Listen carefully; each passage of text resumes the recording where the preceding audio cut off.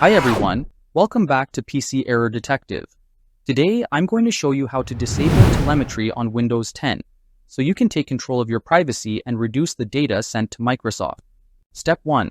Press the Windows button on your keyboard and click on the settings icon. This opens the main settings menu where you can manage all your system preferences.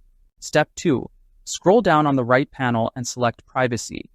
This section lets you control what information Windows collects from your device. Step 3. On the left side, scroll down and select Diagnostics and Feedback. Here, Windows shows options for sending diagnostic data to Microsoft. Step 4.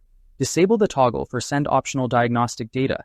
Turning this off reduces the amount of data sent about your system and usage. Step 5.